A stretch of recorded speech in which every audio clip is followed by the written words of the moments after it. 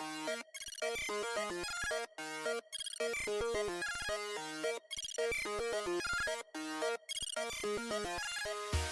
right, well, welcome back, listeners, to the Reforming Nerdom podcast. I am your host for this episode, Jordan Cecile, and I am joined by the one, the only P. Nate, a.k.a. Pastor Nate, a.k.a. Nathaniel P. Wright, a.k.a. published author, ? That is true, actually. Yeah, that is true. I got some books out. So for those of you who listen to this in our church family, just keep it quiet because my daughter is super excited to sell these books at our Makers Market, which is an event we always look forward to at the church. But I wrote a couple of kids' stories. So this is something that I've been working on, inspired by all the work we're doing here at Reforming Nerdom. So I wrote 2 books essentially for my kids. Like these are books that I just kind of I start off by saying, these stories started off in the way that many stories start off, with the dad just making stuff up. And as I'm like making up stories in my head and telling my kids these stories about them having adventures in this old church building of ours, they kind of morphed into something that I wanted to share. So I wrote 2 books. One's called, the first book is called The Church at Oxford Street. And the second one is The Bell That Calls the Dead. And it's book 1 and 2 of a 3-part series, the Crossroads Kids series. And it's just basically about my kids and Jordan's kids and Ben's kids and some of the other kids in the church finding adventures in our church. So yeah, you can find them on Amazon and stuff now. So that's exciting. Yeah, no, very cool. I mean, it's nice to see that one of us is, doing cool productive things. I mean, Ben is, I don't know, headmastering a school, like whatever. That's just lame. No, that's not. Yeah, That's totally lame. he's I mean, that's why Ben hasn't really been around much lately, is he's just swamped. I mean, he's doing an awesome job. I don't know if he's going to listen to this. And it's not like I wouldn't say this to his face, but just to those who are listening, Ben is killing it. He's doing an Yeah, excellent job. I keep telling Mel, uh, I really think Ben is going to be our Ben Merkel. Like that's just right. 100%. Yeah. For those who don't know, New St. Andrews, out in Moscow, they do great things out there. And yeah, Ben's just doing an awesome job at the school. So he's just That reminded swamped. me, you're saying all these nice things about him. It's like, since he's not here, it reminds me of Yeah, yeah, when Michael goes like, yeah. I'd never say this to her face, but she's Yeah, actually a that's very talented artist. that was the exact thing going through my Why mind as wouldn't I you was say that to her saying that. face? That was the exact thing going through my mind as I was saying that. So Yeah, yeah, that's but The yeah, Office for so the win. anyways, that's right. Usually, Or you, Jordan? usually You I'm say you're good. not doing nerdy stuff, but I've seen some pretty impressive Lego, and Uh, not to mention the move to yeah, Ingersoll and the new like yeah. man cave that you were recording from. You've been busy yourself. It has been busy. It's been a very busy last month and a half. Hence, listeners, our apology is required for not really getting episodes out the last few weeks. It's been nuts. Like Nate and I were down in Tennessee last week for the Fight Laugh Feast conference. I mean, Ben is swamped with school. We have an Ezra conference coming up. Tons of stuff on the go. And yeah, like our family, we moved, as I'm sure I've mentioned before. But yeah, it's good. I finally feel right now that I can actually be a nerd a little bit, because I've been so busy with work and just getting our house ready. Because if it wasn't moving, it was then getting stuff, figuring out where we wanted things. I mean, yeah, like my office and actually soon to be pool table room behind me. That's gonna be ready soon. But just like there's so much stuff in moving. Moving sucks. Like I'm just hoping I die in this house. Melissa still wants to move at some point in the future to the country. It's like, well, I'm gonna be dead at that point because I'm not doing it. Like I'm not moving anytime soon. But yeah, I mean, it's been really nice just sitting. I've been able to do a little bit of Lego building. I'm working on my Mario and Yoshi one, which is actually like one of my favorite sets I've seen. It's just so cool how they kind of made a pixelated Mario Yoshi set, which is really neat. So that's been fun. I've been reading quite a bit whenever I have the chance. And so I just finished reading, and actually we're going to have Chris on to discuss this hopefully next week, is The Will of the Many. And Nate, Okay, I that, will try to finish by that episode. I oh, am perfect. flying. I am flying through it, dude. Wonderful. I'm Wonderful. loving it. I'm loving This it. this is this is one of those moments again. I mean, Nate, who told you that you really needed to read Stormlight Archive? Yeah. Who told you you needed to read Will of the Many? Yeah. That was the both you, Jordan. I will admit when I was wrong. And so I'm still waiting for Melissa to come and say, Jordan, you were right. And she still hasn't. She won't because I told her to pause. Like she read through all of the Stormlight Archive, the first 5 books, bunch of the in between stuff. She read a ton of it, and then she started reading it again, which is crazy. If anybody who knows the Stormlight Archive, they're like 35 That's a hour commitment. audiobooks. Uh, like actually no, like 50-hour audiobooks, right? Something like that. Yeah, if you Are read them they? at one speed, they're 50 hours plus, yeah. Yeah. And so, as like so many people in our church are having just read Will of the Many, I just said, Mel, just take a pause because Will of the Many, you'll get it done in like 25 hours, I think. Yep. Maybe less than that, maybe around there, 25-ish No, about hours. It's 25 not hours, I think. yeah, so Even at it's not a 1.2, I think it's 22. yeah, it's not massive, but it's big enough, but it's small enough that it's like just cleanse your palate. And now she's just absolutely hooked on it. Just reading it any chance she gets, and it's just like so I'm just waiting, and I don't expect it, but I'm hoping for a Jordan. You were right. You were So, right.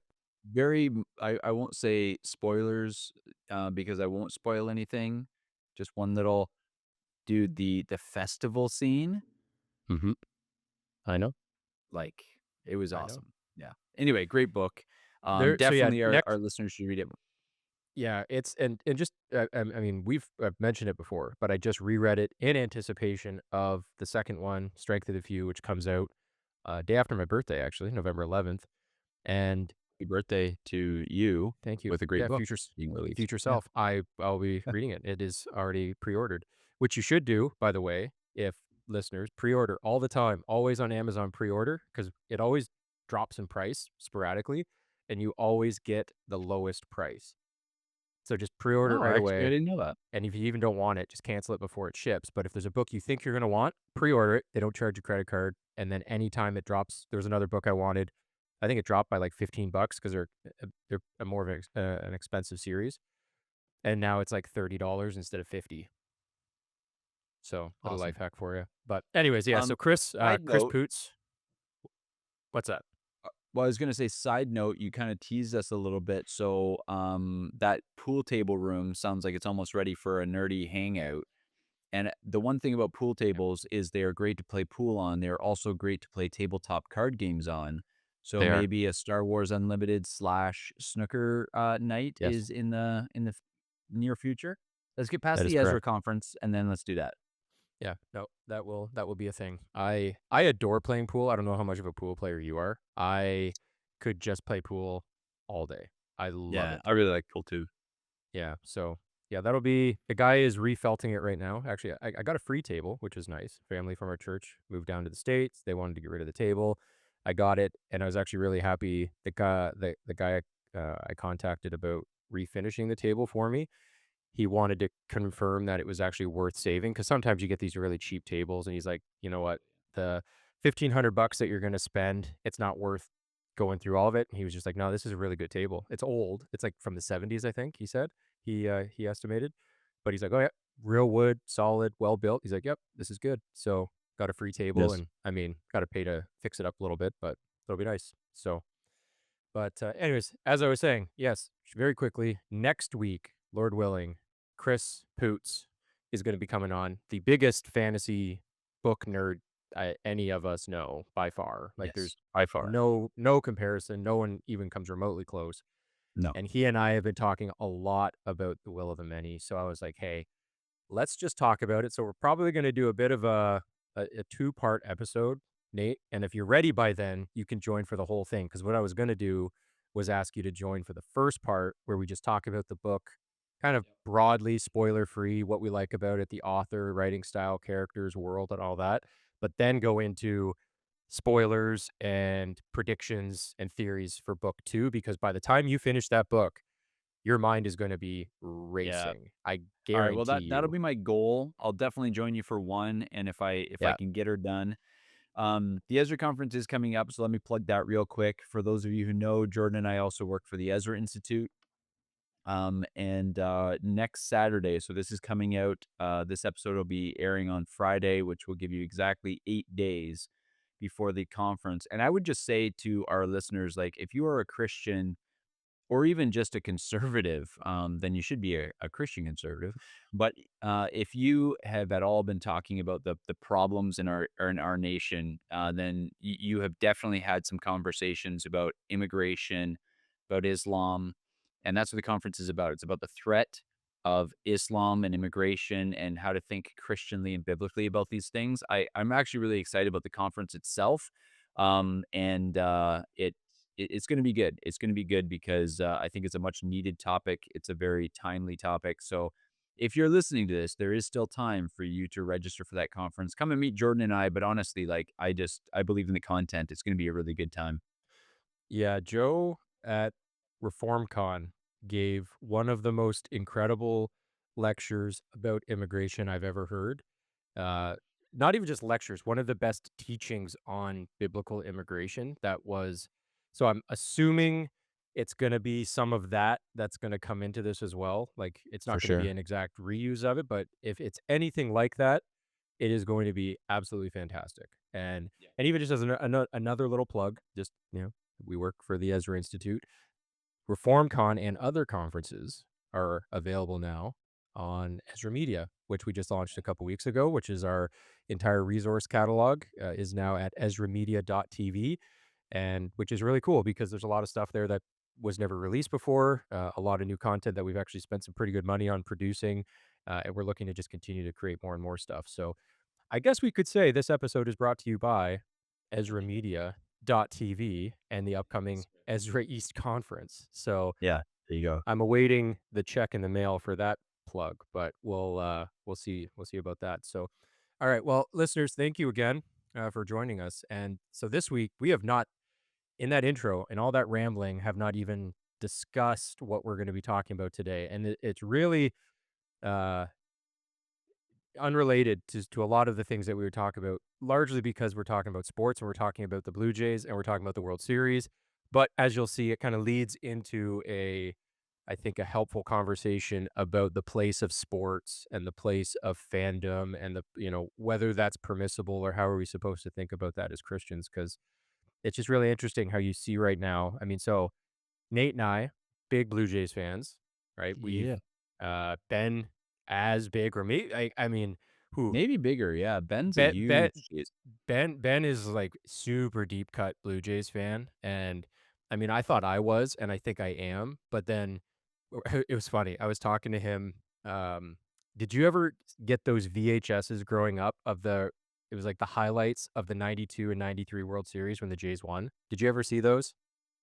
Well, I mean, I don't know about the VHS tapes, but like I am older than you, Jordan. So I was 9 years old. I remember Oh, dang watching it! them in the You World Series with my grandpa. So I remember my grandpa, who was not like a spry, healthy man, kind of jumping up and down with Joe Carter when Carter blasts the home run. And yeah, I mean, I remember that, but I mean, at 9 years old, you're just kind of following your grandpa's fandom, and this is the first time. I mean, the thing that comes closest, I know we lost to Seattle the other year, but the thing that comes closest to what I'm feeling now is when that year that we got like Tulo and David Price and everybody to Yeah. make that big run fell short. But like obviously you remember when Texas makes a couple of errors, loads the bases, Batista gets some chin music and then just blasts the grand slam and does the infamous bat flip, and that's as close as my, in recent recollection, in terms of how excited I was as a Jays fan when Springer blasted that home run in Game 7. It was a beautiful thing. And I know you and I were texting. So Both of us woke up our families. yeah, well, and it pains me that I have no recollection of either of those. I was 4 and 5, respectively. I mean, I feel like if I go to the deepest recesses of my mind, I can recall maybe looking at a TV and seeing this is just one of those weird things where it's like a guy with glasses and gray hair on the TV cheering, and that's, like, all I got. And for some reason, I, like, I have this in, like, my mind, and I think it was from when I was watching that, but I don't actually really remember. So all that to say, Ben and I, us young bucks compared to you, geezer, we all we had was growing up these, like, VHSs that were produced, and it was, like, these really well-produced things highlighting from, when they got into the postseason, going through all like, the ALDS, ALCS, and then into the World Series, and it's just, like, that's all I have to look back on, and just, like, the excitement about watching that, and so now to be watching it live in front of me again, because, like, listeners, Toronto Blue Jays fandom is a rough place to be Yeah, it is. historically, because like, we had a pretty good Toughest run there division in for. baseball, right? Like, Yeah, well, we're and playing that's the the Yankees, the Red Sox, the Rays consistently. well, that's Orioles the had a thing couple that of tough years there. well, no, that's it, like, the Orioles actually were supposed to be a good team this year, and then they just got riddled with injuries. Because I drafted a couple of the guys in our fantasy baseball, and they just Which I got won. injured. Dang it, I still have to send you the money for that, don't I? You did. Accountability, fans, Yeah, get on track. yes. Yeah, yeah, you did win. You did get the dub there, but, yeah, I mean, it's hard being a Toronto fan generally because Toronto is just, like, such a terrible market, really. It's tough because you have, like, for again, listeners who don't know, it's, like, it's really hard to get people to wanna come to play in Canada. One, because the currency, or, like, the exchange rate, so then you're actually needing to pay them even more money to be able to make it somewhat appealing to them, so it's often hard to do that unless you're the Maple Leafs, who they just, you know, they could literally go out there with, like, their equipment guys and still sell out that place. Like, it's just the Leafs are crazy, Yeah, but mostly to it's white collar people who are getting them through work, but that's a different topic, different show. different conversation. But that's the thing that's really interesting about the Blue Jays is that they actually have managed to land some of these big free agents. Yes, we didn't get Otani. Yes, we didn't get, Soto. Like, those were silly contracts anyways. Like, I'm actually happy they didn't. That would have Yeah. been so absurd to pay those guys that kind of money. But I mean, like, we have fairly big free agent guys. But we've had 32 years since we've been even itching, like, realistically at getting to a World Series. Like, yes, I think it was like 2015 or 16. Was it the ALDS or CS? Did we get to the ALCS? No, it was Yeah, ALDS. ALDS. So I mean, like, we haven't even gotten to where we were recently with the Mariners. So we are gluttons for punishment. But it's like I have stuck with this team my entire life, and I'm still here. And so it's just like now we're here, now we're watching it. So what we kind of want to talk about a little bit is some of the nerdy stuff about baseball. And so this is us nerding out about baseball. It doesn't have to be tabletop card games or comic books or video games, right? We're just going to nerd out a little bit about the Blue Jays because the thing is, listeners, even though we have a lot of American listeners, I've been seeing online, and this has been really fascinating, is that it seems like the Jays have become North America's team all against LA. It's like LA is rooting for LA and Japan is rooting for LA, but everybody else seems to be rooting for the Blue Jays. That's right, yeah. Nothing unites like a common enemy, right? Yeah. And the Dodgers are the enemy, right? They are the bad guys in this. And you talked about us missing out on Otani. There is a lot of salt there in terms of Otani kind of using the Blue Jays as as leverage to get the contract he wanted in LA. So there's some grudge match, storylines here which are really good as well. Yeah. And you know what? I was actually surprised, and I knew this, but I didn't realize how close it was because I think one of the things that it's easy to wanna say, "Oh, the Dodgers are just buying a championship because I mean, they're spending such an astronomical amount of money, but Toronto's the 5th largest payroll in the Yeah. MLB. Like, Yeah, they went I for think it the this year. dot you're right, like, they're spending money, which you see, you kinda have to, because that's the thing with baseball. Like, you can have 1 big player. Okay, that's 1 position player, you have 1 pitcher of your 5, you have 1 big bat, you still have 9 other or 8 others that need to hit. Like, it's tough, like, you do need to fill it out to have a really complete team, especially in some of these divisions that are tough. I mean, that's where yeah, the Jays, man, like, they're doing what they're doing right now because they signed Vladdy to that $500 million contract. Yep. Bichette, I'm assuming they're gonna be signing him to an extension at the end of this year. I'd be if See they if he don't, plays that's in the World Series, but do you think he's going to? yeah, I don't think he stays out. I think he might have to DH, which would be, unfortunate for us, but, I think he'll I can't imagine he's gonna sit out of the World Series. I've seen some videos of him running the bases and stuff, and he doesn't look like he's gonna be 100%, but he looks good enough to play.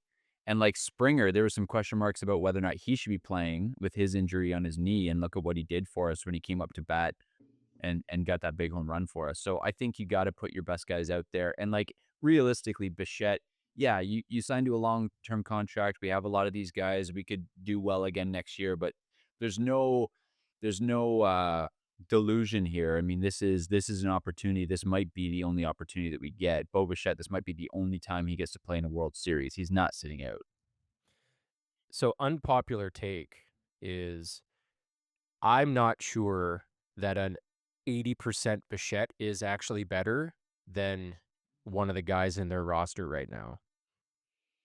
I Because, think like, there's a lot of guys though, like, that are playing above their pay grade, which is good. That's yeah, what you need to make the World Series. And but you have yeah. some guys like Jimenez and stuff like that, when they come up to bat, you know, I have a confidence in them now that I haven't had the rest of the season. And so it's good.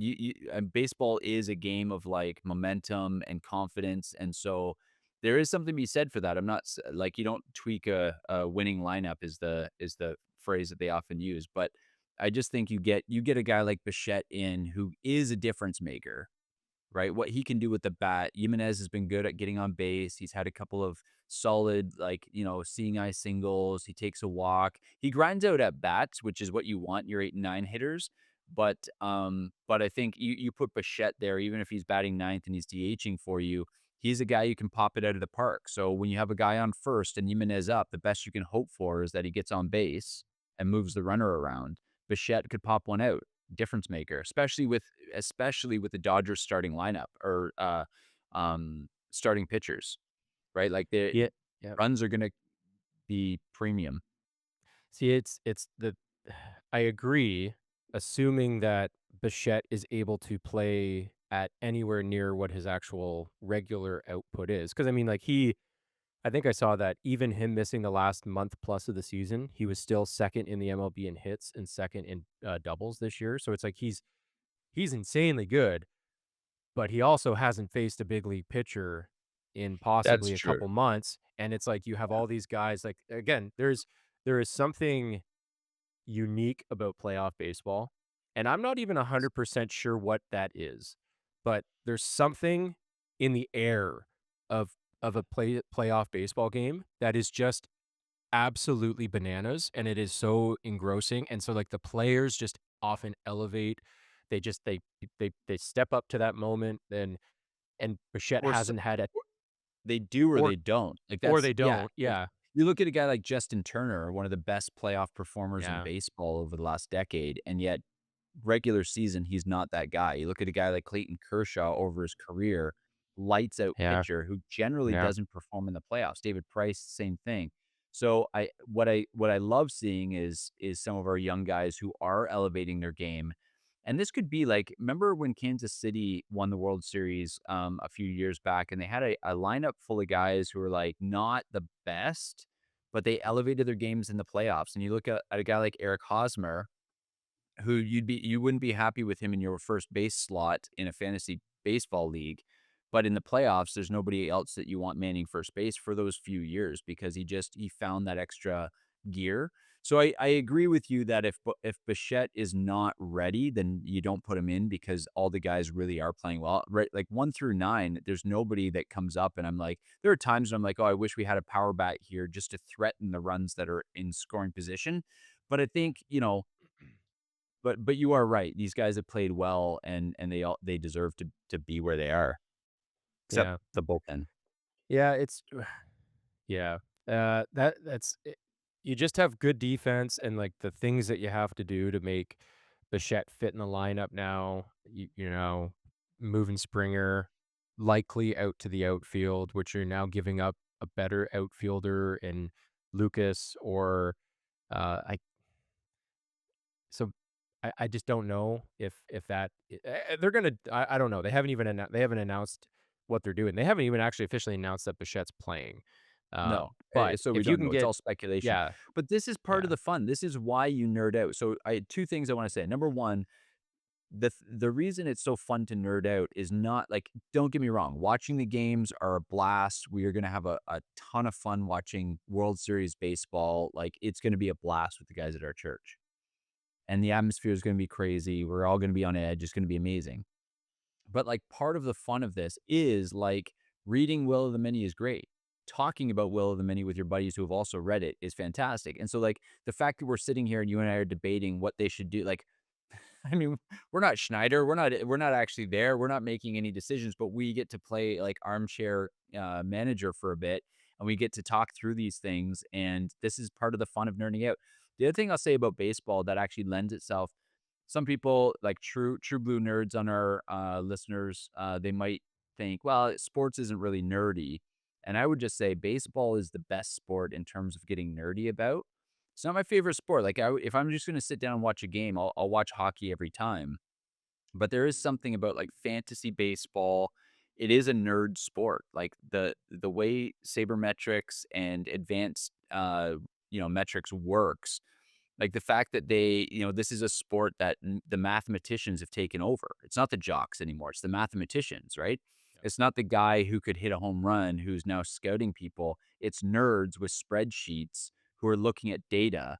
And I just think that's a unique thing about baseball. Like, it really is. If you learn, you don't have to be like, look at the Mo Vaughns and the Prince Fielders of the world, right? These hyper successful baseball players, Bartolo Colon, right? Not even athletic guys, but they understood the sport well enough that if I wait for my pitch, if I swing at pitches in this location, if I sit fastball, if I know how to place my pitches, it's just such a different sort of sport that it does lend itself to these advanced metrics where somebody on our feed will probably come and tell us why Bichette shouldn't play in, and he's going to use defensive metrics and he's going to use all kinds of different things as to why keeping him in or keeping him out of the lineup is actually mathematically the best. And there's no other sports you can do that with because yeah. if you're the Edmonton Oilers, that's my hockey team. You put McDavid out there. He just gets things done. He's just better than everybody else, and he'll find a way to score the goal unless you're playing Florida. And so Hmm. baseball's different. Baseball's different like that. It really has become a nerdy sport, and I love that. Yeah, it's the thing that even you see it in the final pitch, Hoffman against Rodriguez, Oh, and, because at first blush, you and think Rodriguez had been killing us. well, no, that's it, and, like, he's an incredibly good hitter, and then if you were just a non-fan, not understanding baseball, and you don't understand the mind games that are happening every like, pitch by pitch in baseball, you'd be like, "Why would you swing at that pitch?" But then you just get it's like, "Okay, you're now 3-2 count, and the biggest hitter in the league is on deck," and in his mind, absolutely rightly, he's like, I'm going to swing because there is not a chance in the world that he is throwing a pitch outside the zone. So I Right. am going up there like the swing that He's gonna he throw a actually fastball, swung he's gonna hit the zone. and because like that was like you could tell that was a swing that he committed before that pitch was coming out that I'm swinging at this pitch. And that's why it looked so bad because it was a pitch that was down and outside, slider outside the zone. And then at that point he's just trying to make contact to just foul it off and get Foul another it pitch. off to But it to just to it start the mind game over again. exactly, and that's the thing that I think is so fascinating because, like, basketball, shoot the ball in the hoop, right? Like, hockey, like, yes, obviously, there's stuff about like, there Of is course, there's strategy, but strategy, it's like but, like, but the pace is so different, right? Because hockey is just go, go, go, and you have your forecheck, and you have, like, all these things that are happening so quick, so you have, like, your preset things where it's like, "Okay, dump and chase, cool, go do that." Like, on a power play, sure, you're gonna be able to set it up a little bit more and actually try to do something a little bit differently versus just the flow of play, which is just kinda go, go, go, and so it's just I love that it's and, like, football's the same way in that you're reading the yeah, defense, you're trying to, like, outmaneuver their guy who's trying to outmaneuver you, and that's, I think, one of the things I like about baseball and football is that it is kind of like a chess match. Like, it isn't just the brute force, it's not just the guy who can post up, it's not just Curry who can, you know, throw it from half court behind his head and get it in every time, like, it is actually, a thinking man's game, Yeah. and you have to have, like, the physical capability because, like, hitting a baseball has been scientifically proven to be the hardest thing because The of hardest skill all in like, the professional heart sports, yeah. and it because of all the variations that can happen with pitcher to pitcher, and so I just that's one of the things I saw in that because it was just crazy. It's like, man, what a ballsy call for Alejandro Kirk on that pitch with Raleigh on deck to throw him a low and outside slider. It's like, and that's like it was incredible because that's in my mind. Like I think about baseball that way, right? Like I don't just like, oh, this is a fun thing, and they're hitting a ball. It's like I actually am thinking about all of that stuff, Yeah. not necessarily pitch to pitch, but because I love Well baseball. and even when you like, when you look at that game, and I had somebody who's like, "Man, they should be teeing off on Kirby." And I'm like, Kirby pitched a fantastic game. You watch even like how he approached Springer, and you have a guy who can hit the zone pretty much whenever he wants at will, right? He's got that level of control. And he throws his first two at bats against Springer. He threw Springer high and inside just to get him so he's not leaning out over that plate. So now he's like, now you can't. If you lean out over that plate, you're going to get one in the chin. So now I have the outside corner Yep. because if I hit, you know what I mean? You can't lean out for those breaking pitches that are coming out of the zone. So it just like those little things throughout the game that when you look at them, you're like, man, that's like you said, Kirk, I thought called a fantastic game from top to bottom that whole game against a really dangerous lineup. If you look at their 1 through 4 in Seattle, they're all dangerous hitters, and I Yep. thought they did really well. Kirk Kirk called a really good game. Yeah, he did. And I was a little worried about Bieber. Bieber didn't look like he had his best stuff. Interestingly, his curveball just started coming around right as he was running out of steam there. But yeah, it's a great game. Yeah.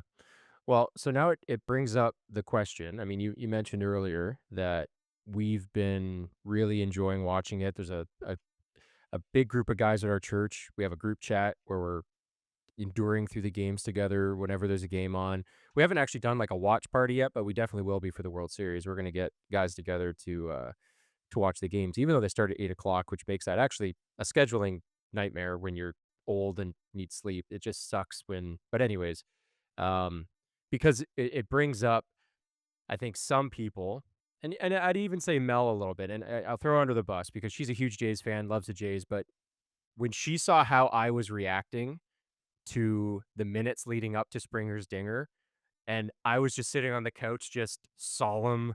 I just felt like so just sad and somber and just and she's just like like what are you doing? And then the dinger happened and I jumped out off the couch and was screaming and she thought one of the kids was crying um, because of how loud I was, and then I, like, ran upstairs, and I was just so excited, she's like, "Okay, calm down." I was like I even said to her, "If you can't handle this, just go. Just get out of here because." Like David, you're like, I will become more undignified than Yeah, this. that's right. That's it's like, you have seen nothing yet. Wait for the World Series." But because then I say that, and Mel, obviously, she loves the Jays, and she'll be watching all the games with me as she has pretty much all year, but there are people in our church who have made comments, maybe not specifically about this, but I've just seen throughout the year as, football season comes back and hockey season starts, and then you have these people who are like, "Oh, sports are sinful." Like, what a waste of time. Or even, we're supposed to be in the world, not of the world, and we're supposed to hate the world. And so how can we actually find joy in these kind of things? So I guess, Nate, like, what is your like what would you say to a person like that who would look at us and be like, "You guys are being ridiculous"? Maybe not they wouldn't say, like, we're being sinful, but they'd even just say, like, "What a silly thing for you grown men to be doing." What would you say to that? Well, I mean, I would back up a little bit just to kind of let's lay a bit of a foundation here. Like, what are the redeeming qualities in sports, right? I actually think that there's a lot in sports to like. I think one of the things that we are wired to do as a creational reality of the world that we live in is God has made us desire to be part of something bigger than ourselves. And ultimately, that all goes back to the creational mandate. God says to Adam, subdue the earth, have dominion over the earth, be fruitful, multiply, fill the earth and subdue it, have dominion over it. And so it all comes back to this idea that we are one of many, many image bearers who are meant to be a part of something bigger than ourselves, which is the kingdom of God, which is God's mission on the earth. But the what sports does is it links you to a fan base, which is a group of people who are, celebrating something that's bigger than any one individual person. This is why it's like, we the North, right? This is why like Oilers Nation. This is why like those things exist because there's a collective enjoyment of being a part of something that's bigger than ourselves. And so it might seem odd to apply things that are creationally wired into us that are supposed to be filled in the kingdom, fulfilled in the advancement of the kingdom of God that we're feeling in sports, but that's not I don't think a sinful impulse. Everything can become an idol, right? Everything like we're not going to defend the guy who's neglecting his kids because he's spending all the family money on going to these sporting events. Like we looked at World Series tickets and we're like, yeah, I'm not willing to sell my kid to go, but so everything can become an idol, but to that person, what I would simply say is like, there's a really great quote actually by Rush Dooney. Actually, I think I actually have it up. I'd love to be able to pull it up if I can, where he says, yeah, um, he says, this is R.J. Rushton. He says, the personal impulse and theologically grounded faith that we have an obligation under God to minister to human needs, to bring every area of life under Christ's dominion and Christ's law, and the duty to make God's earth his kingdom. All this has been abandoned as the church has retreated into the position of a mystery religion or cult. All the world is surrendered to evil, and only a little corner, the church, and the people in it represent Christ's domain. How will Christ the King treat a church that hands his world over to his enemies? Is this not doing the enemy's work for him? It is amazing how many people there are who actually believe they are holier and purer because they've surrendered one area after another to Christ's enemies. And so when you look at that, you're like, this is the problem, right? The problem here is that we have, whether it's sports, whatever it is, we have this pietistic impulse to say, oh, that's not part of Christ's kingdom, and we forget that Christ actually lays claim to all things. So the way I usually say it is like, do you just not want sports to bend the knee to Christ? Like, do you not want baseball to bend the knee to Christ? Because here's the dichotomy. Either Christians take something over or Christians destroy it. Right? So we either leave it to pagans and let it, get destroyed, or we take it over. And this is why when it comes to Christmas, yes, of course, there were winter solstice events paying homage to fertility goddesses. And so you have people who say, "Oh, we shouldn't celebrate Christmas because." I'm like, "No, no, no. We beat the pagans. We took over Christmas. That's Christmas is ours now." I want the same thing with the 4th of July. I want the same thing with Halloween. I want the same thing with all and I want the same thing for baseball. I want Christ to own that. And so uh, I think that would be the first thing that I would say is this so wicked, so evil that you would rather see it destroyed and dissipated rather than brought under the feet of Jesus in victory? But I think that there are redeeming qualities to it. Again, everything can become an idol. I'm not dismissing that. But when it's not an idol and it's put in its proper place, we are to enjoy the things of earth. And some of the things of earth include sporting and competition. And actually, athletic competition actually reinforces biblical masculinity in a way that I think is good and healthy. The fact that, like, when you are strong, when you are fast, when you are intelligent, and you can beat somebody else in competition, I think that's actually a good thing that's promoting the right kinds of masculinity in the world. And so what's the alternative is we have a bunch of losers in ivory towers coming up with theology that doesn't actually ever touch the real world. So when there are redeeming qualities in sports, and I believe that there are, including baseball, I think what we ought to be asking is, what are the good things that this cultivates? What are the dangers? And let's be aware of those. But what are the good things that this cultivates? And I would say, when it comes to sports, it cultivates masculinity. It cultivates a healthy competition, an athletic competition at that. It creates camaraderie, like I said, in terms of people being united for a common goal. And I think all of those things are redeeming qualities. Well, I was talking, or I've spoken about this quite a bit to Luke at our church, Doctor Luke Thompson, who's Dr. Luke. actually. We'll throw a little bit of a plug for Chris and Luke to have a football podcast now, called the Iron Sharpens Gridiron podcast. I believe that's what it Yeah, is. So, great name. but he was talking. His like whole dissertation for his doctorate was related to chaplaincy in professional sports in Canada, and it was interesting when when he and I were chatting about it, and he showed how like sports really like done in a proper way is actually beautiful when you have God, when you're actually seeking to glorify God in it, where you look at your opponent as somebody who you're, you are an image bearer. I'm not seeking to ridicule or humiliate, where I'm actually praying for your own holiness in this. And so just imagine what sport would look like if we actually had all people looking to please God in it and looking to love God and love neighbor in it. Because now all of a sudden, like having an impulse to want to beat somebody isn't a bad thing. But if that impulse to beat them is because you're wanting to make them look worse, or you're wanting to, glorify in yourself, then yeah, that's a bad thing. But what does it look like when Christians are actually just seeking to compete and to do well and to strive for excellence? And it's like, you know what? Sometimes my striving for excellence is going to be better than your striving for excellence, and that's okay, because that is just the way that God made things. So I think that just thinking of it, of what it could look like, it's like, well, Christian, why would you not want to see that? Why would you want to just hand it over when you could see something that is actually just glorious and God honoring? But because I mean, we've beaten this thing over this thing, what am I trying to say? We have We've said beat. this over and over again, Yeah. where it's like it's the defeatism of handing over the world, but then it is also that piety where it's like, well, the Christian life is just about me in my prayer closet and my own quiet devotional time, and it doesn't bleed out into anything else.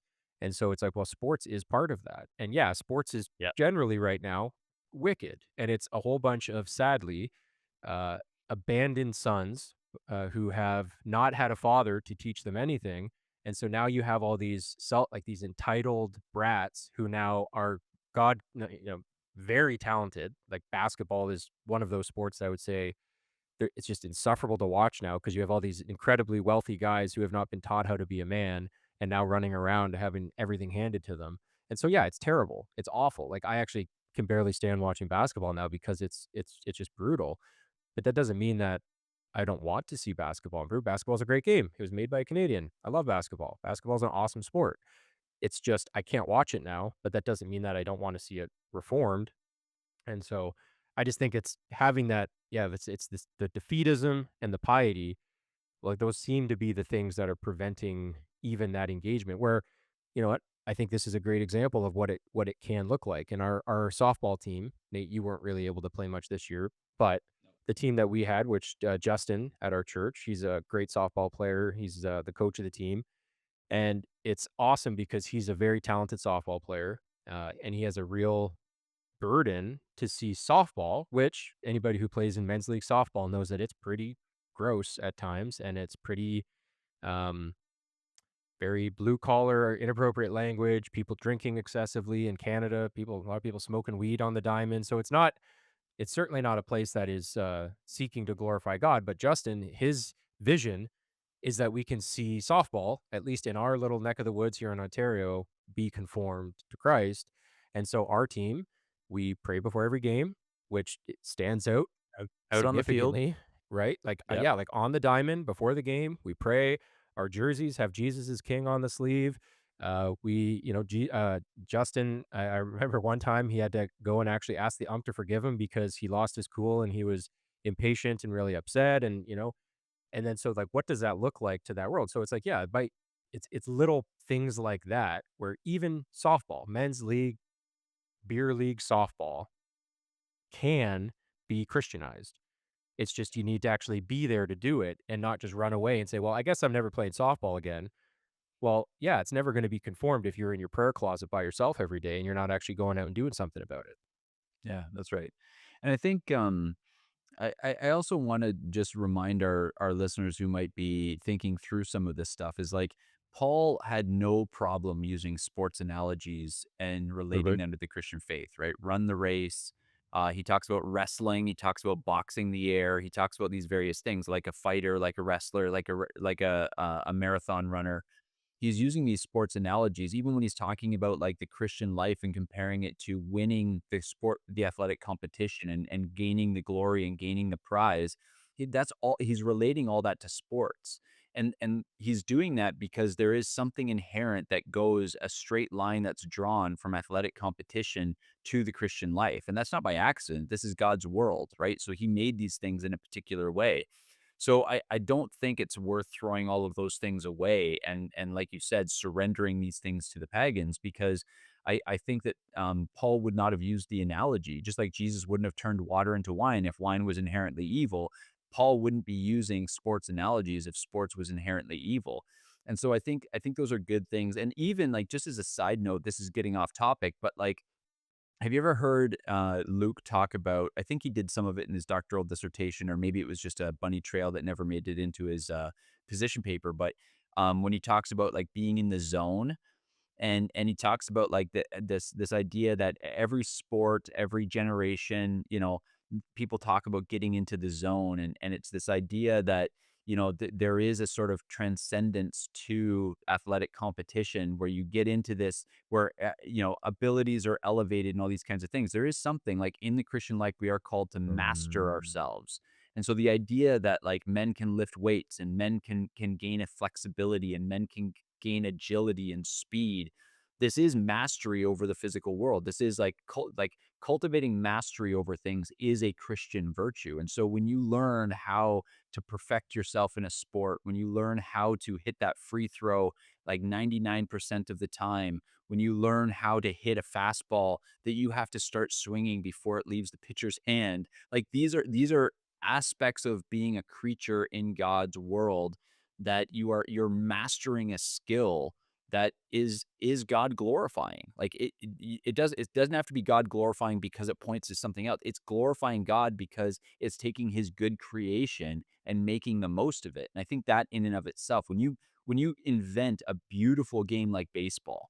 And I remember when Jude I coached Judah's baseball team, not this past summer, but summer before, and it was interesting because I remember one time, there's somebody who was up, who was on his team, who was one of the weaker kids on the team, and he had struggled throughout the season a few times, and so, the kids often sighed, when this kid got up in a key game situation. And I remember talking to Judah about it, and it's like, this is a character cultivating moment, right? You can rally, and I remember in particular, there's this kid, his name was Asher, not Asher from our church for anybody who's listening, but this kid named Asher. He's up at bat. There's two runners on or something like that, and like Judah starts the kids on the bench. Everybody get up, like Asher, Asher, and he ends up getting like like little dribbler single, but he got there, run scored. It was a big moment in the game for us. And it was this moment where this teachable moment with Judah, where it was just like, yeah, of course you wanted to be the guy at the plate there. You wanted somebody better because you wanted to win that game, but this is actually an opportunity for you to actually instill confidence Mhm. like there's so many little things. Even Judah now he plays a lot of hockey, and so it's interesting. He was out there the other day and he's actually playing in a league with kids older than him. And so they're all bigger than him. And the other day he was getting tripped up and people were kind of, chipping and it was kind of getting dirty because he's a good hockey player, but these kids are bigger than him. So they clutch, they grab, they push, they trip. And talking to Jude about how to stand up for yourself without stooping to their level, right? So it's like, yeah, you can be a little bit rough, you can be a little bit aggressive out there, but don't break the rules. Like beat them by being better at the sport than they are. And there's all these little things that as a competitor, you can cultivate character qualities that are God glorifying. And as a fan of the sport, you can admire those things when they're there. And this is one of the reasons why I think a lot of people, Ben, is a big basketball fan as well, but can't watch the NBA right now either, just because he's just like, I can't stand the showmanship that's in it. And she's like, yeah, what's it going to take? It's going to take the like Lynn Sanity guys who come in every once in a while and they glorify God and how they're not only playing the sport, but how they're conducting themselves as well. So there's all these redeeming qualities that are just not worth throwing out. Yeah. Did you by chance, on the basketball note, see that thing with the Milwaukee Bucks player? I forget his name, but they gave every player access to the Milwaukee Bucks Twitter, and they said you each player got to tweet something, and he actually tweeted out, I think it was like John 14:6, I think. Hmm. And it was just like really No, cool I to didn't see. see It's that. like it's like shoot your shot, man, and he did. And I didn't know he was a Christian. I'd never even heard of the guy because I just don't really follow basketball that closely anymore. Because that's I mean, especially for those Christian guys, it's like talk about a platform, and it's encouraging for me right now watching sports where I mean, yes, we still have to deal with the woke mob, but because there seems to be there is a bit of a retreat in that since Trump won and that cultural shift is real.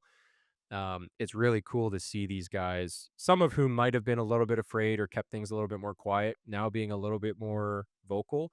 Like even Vladdy, I don't know if he's Catholic. I don't, but he's like he's thanking God like all the time. Like you listen to him in his very broken English, like he's thanking God regularly, and it's cool to see that kind of thing. And one of the most fascinating things I find is in football how many quarterbacks are Christians, which is just a weird thing, and I've, like, tried to think about that, and it's maybe something I need to talk to Luke about because it's like, why is it that in that position in particular, it seems like there is a disproportionate number of guys who are outspokenly Christian, which And and I think it's I mean, there's leadership qualities there, right? There's all kinds of things that I bet yeah, you'd probably get a better answer from Luke, so ask him.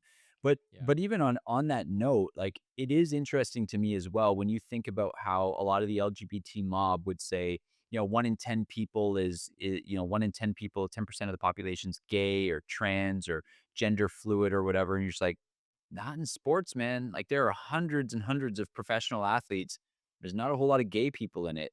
And some people would say, "Oh, that's social pressure." They don't wanna come out in the locker room. Like, are you serious? Like, 10 years ago, it would have boosted everything. Like, there was no social pressure not to be gay 10 years ago. And, yeah, as you said, things are shifting a little bit, but to me, that's just such a self-evident reality that there isn't a gay gene out there. It's the fact that when you cultivate masculinity as God intended you to, that you don't pervert it. You can pervert it in other ways, don't get me wrong, but, like, it just, like, just a little thing like that, like, how many professional NFL players are out there, or how many are playing college ball and all that kind of stuff? None of them gay. Why? I think there was one at one point that came out and there was a big, Yeah, hoopla about it, and he got released. It's like but I just say that to say, like, clearly these kinds of things show that when you cultivate the right kind of masculinity, it's actually a sin issue. It's a degradation, as Romans 1 would tell us. So even just that alone, I think is worth noting because I think there is something about masculinity that has been described as toxic for so long, and it can become toxic in sports. Don't get me wrong, but I think that properly mastered, I think, sports and athleticism actually cultivates the right kind of masculinity. yeah. So, listeners, you don't want your son to be gay, just get him playing football. That's Application application of the episode. go play get him playing hockey, get him playing football, and, that'll work. Well, And real you'll real on the quick flip side, if you want your daughter to be gay, sign her up for the WNBA. Oh, seriously. But there's something in the water in that league because it is a crazy number. But before we wrap up here, Nate, what you were mentioning a little bit about Judah and him playing sports, and one of the big things that people would knock about getting your kids in organized sports is, oh, it's gonna become the god of your family. It's gonna take up all your time. It's gonna take you away. So what would you say? I mean, like, you have your kids in sports, yep. Judah, the girls, they have their stuff that they do. What would you say to those people who would look at sports as a distraction for your family?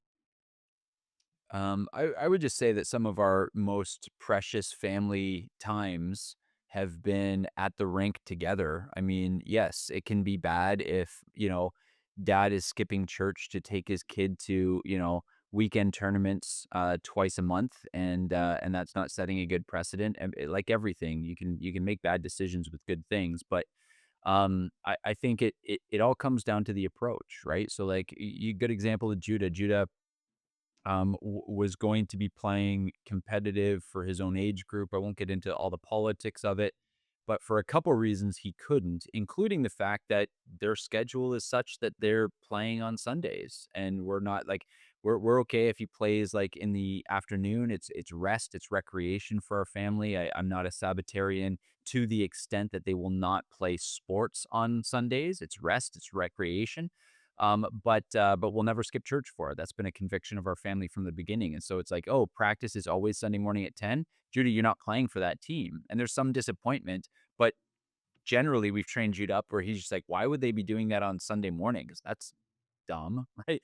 Mhm. Losers don't go to church. Yep. I'm like, that's right. Losers don't go to church. You don't want to play with losers, do you, Judah? So he actually Mhm. ended up moving up an age bracket and playing with the select team of the older group. And part of it was us finding a schedule, finding a team that would honor our commitment as a family, not to forego Sunday worship. And so you do have to make that commitment. You do have to teach your kids what matters and what the priorities are. And I've heard Christians say dumb things like, "Oh, our church is the rink." It's like, no, that's not your church, right? That's actually not true. Corporate worship matters. Gather with the saints on the Lord's day and worship the true and living God. Make that a priority. But that doesn't mean that just because like we're out, Judah's on the ice basically 3 times a week. He's got one weekday evening and a game and a practice on the weekends. Doesn't pull them away from church. And we just make that's not a time to divide our family. That's a time for our whole family to go and do something fun. And we make it fun. Hey, we go out for donuts. They get donuts for breakfast on mornings that we're at the rink. The girls come, we're reading, we're listening to good audiobooks on the way to and from away games. Like it's just you can make anything. Like some people would be like, "Oh no, it's way better to just like keep your kids home." It's like, well, it depends. Are your kids just like watching TV the whole time and you're not spending like you can spend time as a family at home and everybody's on a different screen in a different room doing something totally different. So I think the idea that we just have this um, sports are bad. They're a distraction for your family, and they take your family away from important things. I would say that Judah has got far more gospel training in terms of having to Mhm. have hard conversations. Yeah, like he is more than one time in a hockey locker room told kids that they shouldn't do that. God wouldn't like that. You're going to hell if you don't go to church. You should come to our church. He invited one kid who's like the kid who's just like, "Oh, I do jujitsu." He's like, "Oh, you should do jujitsu at our church. We have the best fighter in Canada who teaches us." Right? Like, so it's not so it's you can create a good Christian family culture whether you spend a lot of time at the rink or a lot of the time at the in the dojo or a lot of time at home or on the farmstead. You know what I mean? The thing that you're doing is less important than the way in which you're doing it. Yeah. No, I think it's good. Helpful reminder.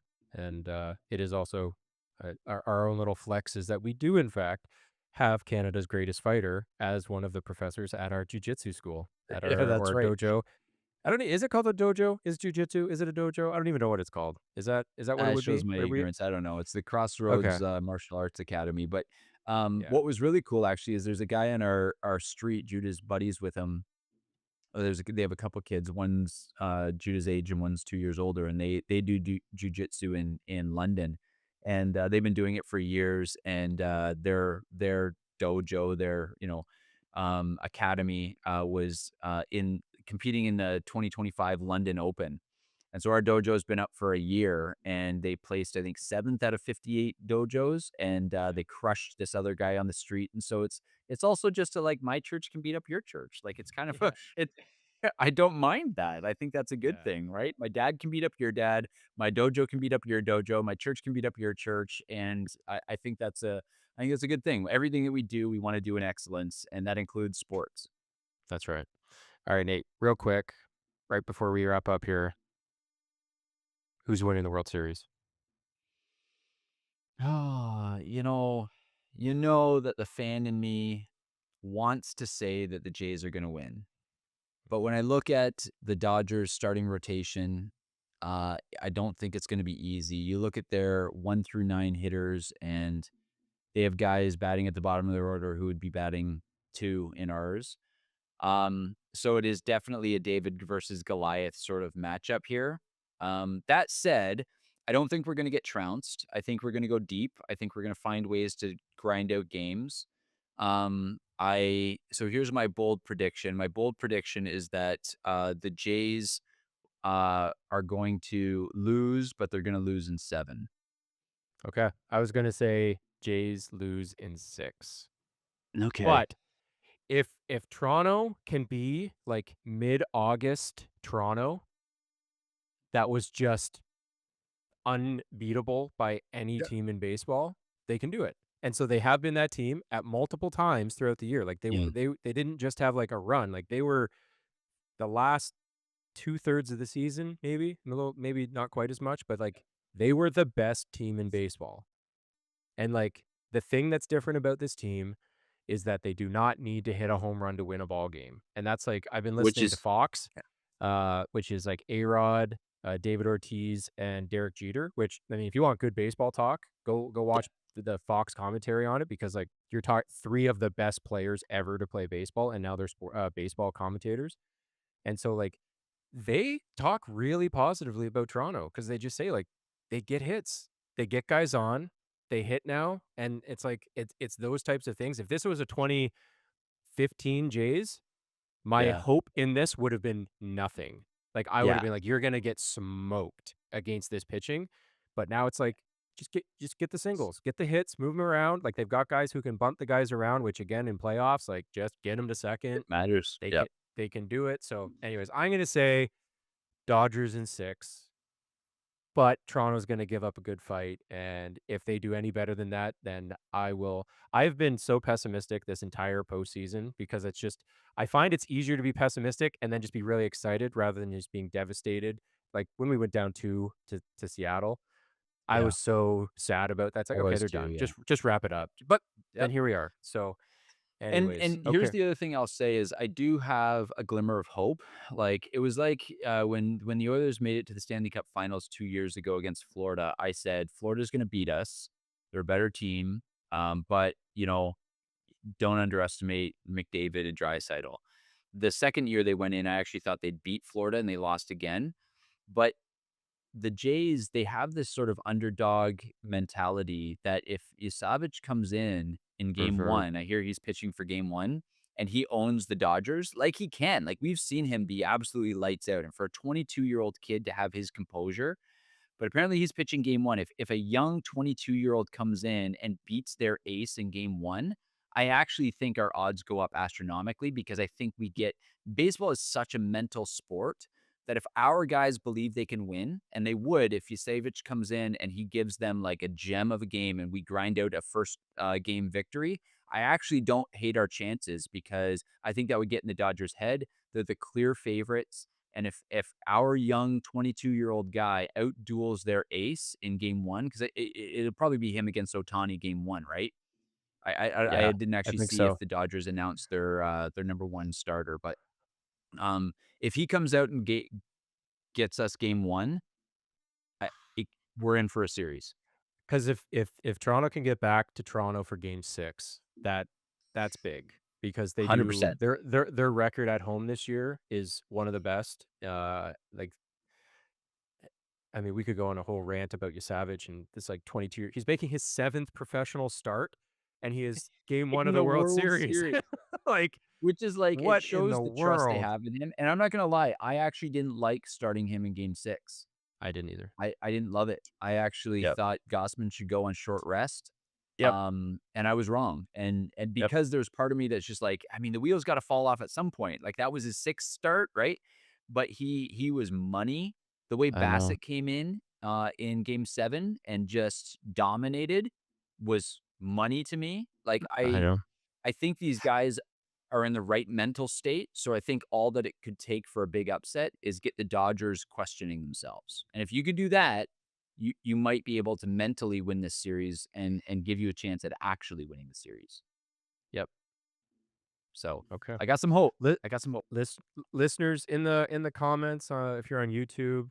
Let us know what you think. Let's rally around Gavin Newsom's poop-infested city in California and cheer on the Bluebirds because, yeah, let's rally together in this. So, okay, well, I think that's it for today, Nate. I think that's all Yeah, I think other that's good all we're gonna do. conversation. So, yeah. So, listeners, thank you for joining us.